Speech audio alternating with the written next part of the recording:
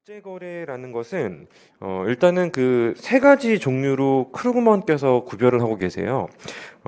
보시면 그 상품과 서비스라는 게 있죠. 교육을 하다 보면은 물건도 나가고 서비스도 나가고 뭐 그런 것들이 있는데, 자, 1번 동그라미를 봐주시면은 이 상품하고 서비스 있어요. 상품하고 서비스가 이제 교환될 수 있습니다.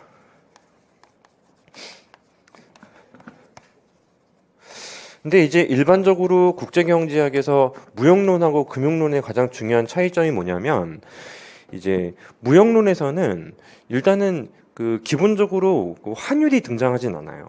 예, 환율이 등장하지 않고 이제 어떤 재화를 보내면 돈을 지불하고 어떤 재화를 받으면 또 돈을 이제 지불을 또 이제 해야 되잖아요. 예, 그런 과정에서 분명히 돈이 왔다 갔다 하는 게 맞음에도 불구하고 이제 제품을 교환한다고 생각을 하는 경우가 많습니다. 따라서 이 국제 무역론에서 가장 큰 비중을 차지하는 걸로, 이론상의 비중을 차지하는 것은 상품 및 서비스를 보내고 상품 및 서비스를 습득하는, 이런 것들을 이제 기본적으로 가장 비중을 높게 잡고 있습니다. 따라서 일단은 제품을, 예를 들어 X재화를 우리가 수출했다면은 Y재화를 수입한다라고 한다면 그 경우는 일반 균형 분석이라고 이야기를 해요. X재를 수출했고 Y재를 수입했다 하면 되잖아요. 물론 우리가 이제 공부를 하실 때 또 중심을 두어야 되는 것은 부분균형 분석이기도 합니다. 그때는 이제 그 어떤 재화를 우리나라가 수출하기만 했다, 어떤 재화를 수입하기만 했다, 이런 식으로도 전개를 하실 수 있게 되는데, 예, 그 경우도 환율이 필요한 건 아니죠. 예, 제품은 딱 하나만 존재하는 경우이기 때문에 그래요. 그래서 이제 그 무역론과 관련된 부분에서는 환율이 필요하진 않고 언급도 잘 안 돼요. 거의 안 되고, 그 주관식에서 엄청 어려웠던 난이도에서 이제 무역론인데도 환율을 이야기했던 적이 있기는 있었고, 하지만 우리가 거기까지 볼 필요 없기 때문에 일단은 무역론은 환율이 등장하지 않을 것이다 라고 이제 기억을 해두시면 될 것 같고요. 이제 금융론이 환율이 등장합니다. 자, 일단은 첫 번째 1번처럼 이렇게 상품을 마치 물물 교환을 하는 것처럼 분석하는, 이게 제일 이제 이론상으로는 제일 큰 비중을 차지하지만, 현대 경제에서는 그 자산이 있죠, 자산. 여기서 자산이라는 게 여러분들 보유하고 계신 미국 채권, 중국 채권, 그런 거 말하는 거예요. 자, 이런 거래도 발생할 수 있다. 이런 거래도. 우리는 상품 및 서비스를 만들 수가 없어. 그래서 이제 돈은 있어. 돈은 있기 때문에 돈을 보낼 테니까 너네들은 물건을 보내달라. 뭐 이런 거래들도 실제로는 당연히 발생할 수도 있고, 실제로 기업들 자체에서도 내가 물건을 보내줬으니 대금 입금해 주세요라는 부분에 대해서 무기명 채권 뭐 이런 것들로 뭐 대금 거래도 실제로 지금은 가능하기 때문에, 따라서 뭐 그런 거래들이 또 왕성하게 발생할 수 있습니다. 당연하게도 뭐 이런 거겠죠. 두 번째 유형의 거래는 상품 및 서비스가 가면서 이제 자산하고 교환하는 이런 것들을 우리가 이제 두 번째라고 보시면 되겠고, 이제 세 번째는 이거 자산끼리 주고받는 거예요. 그러니까 1번하고 2번이 없다는 게 아니고, 예, 그런 것들도 있는 경제에서 자산끼리 교환하는 비율만 따로 보자라면은 이게 압도하죠. 지금 현실 경제에서 이 세 번째 이제 채권, 증권, 뭐 주식 거래 뭐 이런 것들이 금전적인 흐름에서는 오히려 규모를 이제 완전히 이제 경상수지를 압도하는 게 지금의 현실 경제라고 볼 수 있어요. 그래서 이제 크루그먼의 경우는 상품 및 서비스를 교환하는 거는 일단은 그 특화와 교환의 이익이라고 이야기를 했습니다. 특화의 이익 볼게요. 자, 이렇게 1번과 관련되어 있는 부분에서는 두 가지 이익이 존재하는데, 하나는 특화의 이익이에요. 특화의 이익은 이게 이제 생산점 있죠. 생산점을 유리하게 변경하는 거. 유리하게 변경하면서 발생하는 이익을 우리가 특화의 이익이라고 부른다고 합니다. 그리고 두 번째는 교환의 이익이라는 게 있어요. 교환의 이익이라는 것은 이제 실제로 물물 교환이라고 표현을 해볼게요. X를 주고 Y를 받아온다. 자, 물물 교환으로 최적 소비점을 찾는 거예요. 물물 교환으로 최적 소비점을 찾으면서 이익이 생길 수가 있다고 봅니다.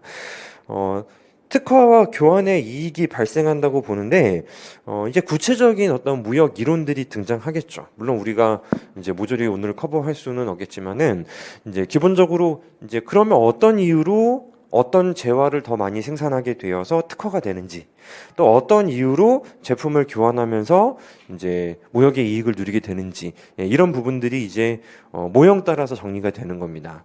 오늘은 그런 기초만 볼 거예요. 기초적인 어떤 무역의 그래프를 읽는 훈련, 이런 것들만 좀 체크를 할 겁니다. 자, 두 번째는 국제 상품 및 서비스의 자산 거래는 뭐 교육의 이익이라고 볼 수 있고요. 뭐 사실상 그렇다는 거고, 뭐 지금 당장 받지 못하고 뭐 어떤 채무의 권리 이것만 받았다가 나중에 지불해 주세요. 뭐 그럴 수도 있겠죠. 세 번째는 자산 간의 무역이라고 하는데, 요즘엔 좀 많죠. 주식이나 채권 이런 게 좀 많이 거래가 되고 있고요. 포트폴리오를 구성할 때 도움이 됩니다. 내가 이쪽에서 달러 상품을 갖고 이쪽에서는 유로 상품을 갖고 그리고 한편으로는 우리나라 채권도 보유를 한다면은 원화의 가격이 떨어질 때 우리나라의 채권도 가치가 같이 떨어지잖아요. 그러면 이제 미국 거는 상대적으로 오를 테니까 이제 상쇄시키고 이럴 때 도움을 주게 됩니다. 자, 국제무역론과 국제금융론이라는 테마 보이시죠? 자, 국제금융론은 8장, 챕터 8이에요. 상품 및 서비스 간의 무역을 중심으로 무역의 패턴 및 무역의 이익, 소득 재분배의 문제, 정부 개입으로 인한 손실의 문제 등을 미시적인 치밀한 분석을 통해서 다루는 거예요. 그래서 일단은 이제 물건을 주고받는 경상거래 같은 것들 있죠. 거기에서 나타나는 이제 무역의 패턴, 무역을 통해서 발생하는 이익, 자, 이런 부분들, 소득 재분배, 이런 충격들을 미시적인 사고로 접근하는 것이기 때문에 미시경제학 응용 과목이라고 볼 수가 있습니다. 하지만 이제 우리가 미시경제학 자체도 좀 여기저기에서 중요한 유닛들 출발점들만 검토를 했지 모든 모형들을 자세히 다루진 않았잖아요. 그건 기본 심화 강의에서 다룰 내용이고 따라서 우리가 아직은 국경까지 심화시킬 수 있는 부분이 없기 때문에 국제무역론 역시 마찬가지로 우리가 아직 파고들 수는 없습니다. 하지만 이제 근본적인 어떤 이제 초석을 다지는 부분에 대해서 좀 분류를 해드리고 또 정리를 좀 해드릴 생각을 가지고 있어요. 국제금융론은 단순한 상품 및 서비스 등의 재화 간의 거래뿐 아니라 신문에 나오는 것들, 환율, 경상수지, 고용과 관련된 것들도 필요해요. 그리고 자본의 흐름, 특히 이제 외환 시장의 이해, 요거는 제가 기초이기 때문에 확실히 잡아드릴 거거든요. 이런 부분들을 거시적으로 접근하는 것이 바로 국제금융론이라고 볼 수 있습니다. 그래서 이제 국제무역론은 미시경제학을 확장시킨 응용편이라면 거시경제학을 확장시킨 이제 국제금융론, 이렇게 둘로 나뉘게 되는데 조금은 달라요. 국제무역론은 미시경제학을 응용했다라면 국제금융론은 거시경제학을 넓혔다라는 의미를 갖습니다. 그래서 기본적으로 우리가 거시 모형들을 모조리 커버하지 못했지만 이제 난이도적인 측면에서는 플러스지 막 알파는 아니에요. 다시는 아니야. 그러니까 어려워지지는 않아. 다만 이제 무역론은 조금 장기간 시간을 두고 뭐 갑자기 커버할 수는 없기 때문에 기초적인 거를 오늘 조금 점검하겠지만 나중에 우리가 조금 더 심화시키고 이제 미시가 이해가 되면은 조금 더 잘 정리해 보고 그래야 되는 테마라고 합니다. 자, 산업 간 무역이라는 개념이 있고 산업 내 무역이라는 개념이 있습니다. 산업 간 무역과 이제 산업 내 무역이라는 것이 있는데 일반적으로 조금 쉽게 표현하면 이와 같아요. 산업 간 무역은 우리나라에서 배를 수출을 하는데 배를 수입하는 일은 별로 없어요. 그리고 수입재 중에서 원유가 있죠. 원유를 수입하긴 하는데 원유를 수출하는 일은 없어요. 이렇게 우리가 만약에 이제 배를 수출하고 원유를 수입한다고 한다면 그 두 개를 마치 물물 교환한 것처럼 생각한다면 이거는 산업 간의 무역을 한 거예요. 산업 간 무역은 일반적으로 수출만 하든지 이제 수입만 하든지 이런 그 산업들을 우리가 이제 산업 간 무역을 진행했다라고 표현하게 되고 산업 내 무역은 우리나라에는 외제차가 있죠. 그리고 이제 국산차도 있죠. 근데 해외에도 우리나라 국산차가 있죠. 자, 이렇게 어떤 산업 하나 내에서 나가기도 하고 들어오기도 하고 이렇게 변화를 많은 사람들이 소비 욕구가 발생하기 때문에 이렇게 나타나는 이제 무역을 우리는 산업 내 무역이라고 부르는 것입니다. 그래서 일반적으로 산업 간 무역이라고 하면 아마도 예상컨대 우리가 이제 모형으로 전개할 때는 뭐 있는 재화 없는 재화를 다 꺼낼 수가 없기 때문에 두 재화를 꺼낼 거라고요. X를 수출하고 Y를 뭐 수입한다 하면 이제 산업 간 무역이 되는 것이고, 또 그리고 X제 내에서 수출도 이루어지고 수입도 이루어졌다, 다른 재화 고려하지 않는다 그러면 이제 산업 내 무역이 되는 것입니다. 자, 산업 간 무역이란 서로 다른 산업 간에 발생하는 재화 간 교환 개념의 무역을 의미하고요. 무역론에서는 이론상으로는 비중이 높아요. 이걸 설명할 수 있는 모형들이 좀 크게 두 가지가 제일 메인이고, 뭐 짜잘한 거 몇 개 더 있는데, 뭐 그건 조금 이제 뭐 그 모형의 단기 모형이랄까 뭐 그런 느낌이 있고, 이제 이론적으로는 좀 길고 깊어요. 그리고 최근에 우리 시험에 좀 많이 등장하는 그런 테마도 있습니다. 선진국과 후진국 사이에서 많이 발생하고 기본 자원의 차이가 큰 국가들끼리 많이 발생하겠죠. 그죠? 두 개 국가가 워낙에 한쪽은 원유가 없고 한쪽은 원유가 있고 그러면은 아마 원유를 중심으로 산업 간 무역이 많이 발생할 거예요. 근데 산업 내 무역은 동일 산업이라 하더라도 국내에 유통되는 재화는 다양한 국가들의 물건이 존재할 수 있죠.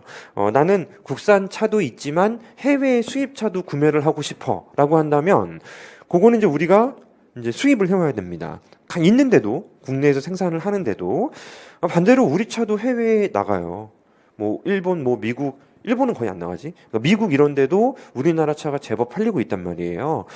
그래서 어떤 산업 내에서 주고받는 것들이 이제 산업 내 무역이라고 볼 수가 있는데, 나무젓가락, 이쑤시개, 그런 것들을 산업 내 무역을 할 이유가 없죠. 그러니까 여러분들이 집에서 나무젓가락을 쓰다가 팍 집어던지면서 우리도 독일자 한번 써봐요. 뭐 이럴 리가 없잖아. 그지? 그래서 필수적인 재화들은 일반적으로 산업 내 무역을 하지 않아요. 근데 이제 후진국들은 보통 진짜 우리가 못 만들고 필요한데 우리가 못 만드니까 수입하는 경우가 상당히 많거든요. 그래서 후진국들은 산업 내 무역보다는 산업 간 무역이 더 비중이 높을 수밖에 없습니다. 근데 선진국들은 우리도 뭐 전화기도 이렇게 아이폰 한번 써보고 싶고 또 이제 국산 것도 한번 펼다 접었다도 해보고 싶고 막 그렇잖아요.